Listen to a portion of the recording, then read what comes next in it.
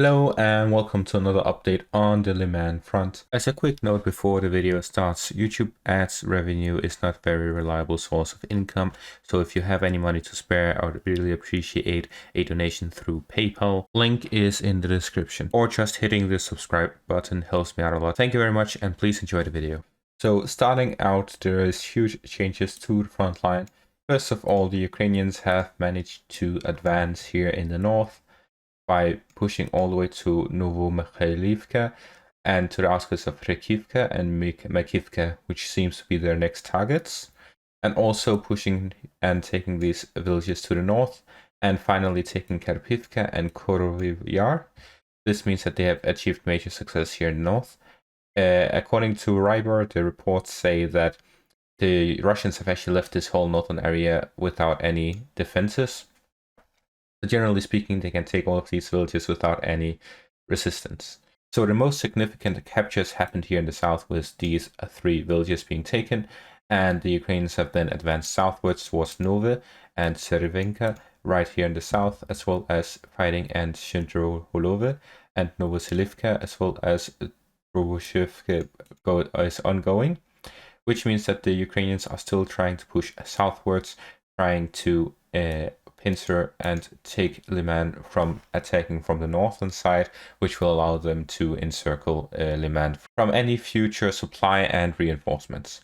So generally speaking, the Ukrainians are here planning a pincer maneuver where they are going to attack here from the north, capture these villages which act as a defensive line between Russia and Ukraine, and take control of the northern flank, which will allow them to then in the future push from the south as well, allowing them to completely encircling Lyman and capturing all the Russian forces here in the area. So according to Ryber, the Russian forces defending Lyman is the 20th Combined Arms Army, which includes the 4th Tanks Guards Army, which means that generally the forces here defending Lyman are the most elite forces in the Russian army, with their T-80s and T-90s and so on, defending this area, which is why we're seeing a lot more resistance than what we saw around Kharkiv. At Kharkiv, we saw mostly that the Ukrainians would just advance while the Russians just decided to continuously fall back. However, here we're seeing the Russians actually fighting back and trying to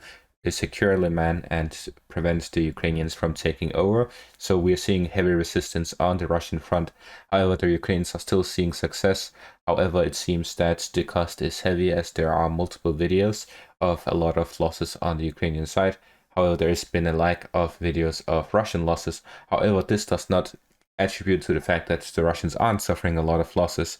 However, this usually is because the Ukrainians have not managed to capture this territory, where the fighting is heavily focusing around Lyman. So once the Ukrainians capture Lyman, we will see a lot more videos about lost Russian equipment in Lyman, both captured and destroyed. So once we have seen that, we will get a clearer picture of the losses.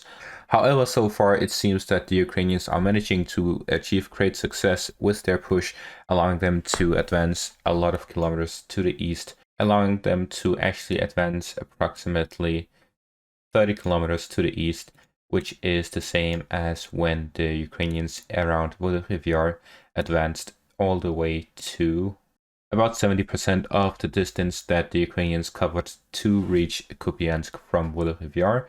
Or if we look at their original area of attack, we see that they actually managed to advance 75 kilometers. So generally speaking, if we look at the start of the Ukraine offensive here, which was around Oskil, we will have to compare that and say that it's all the way to Svatove and further even. However, the Ukrainians will not be aiming to go further than Svatove, at least for now. They will have to they'll have to plan a secondary offensive. So what we're seeing right now is that the Ukrainians are achieving success. It is limited compared to the Kharkiv counteroffensive, but it is still very impressive comparing it to the fact that the Russians are actually defending this time around, and they're using their best units to do so. However, as we can see, the Russians have still managed to hold on to their first defensive line around the Lyman area, which means that generally the Ukrainians have been able to take advantage of a weaker position and push through that, which allows them to encircle the stronger forces here around Lyman. So they have the tactical advantage. Now, as for news further north, we see that the Ukrainians have actually managed to cross the river, have managed to take control of Hryaniikivka as well as Horobivka, and are fighting at Doverigne and Tevilshenka as well as Lyman Pershi. That means they are achieving some success in achieving a beachhead across the river line, allowing them to send more troops to the east of the Uskil River and allow them to conduct an offensive here in the north, simultaneously with their offensive in the south against Lyman. Once they take Lyman Pershi, there is one village of Sinkivka before they reach the south, where the Ukrainians are also trying to cross through Kupiansk. This will allow them to attack Kupiansk from two directions and achieve a pincer maneuver on the eastern side of Kupiansk, allowing them to capture it and then pushing southwards towards Svatove, as we discussed in my earlier analysis. So that's it for this video. Remember, if you liked the video, please subscribe as it helps me out a lot. Thank you very much and have a great day.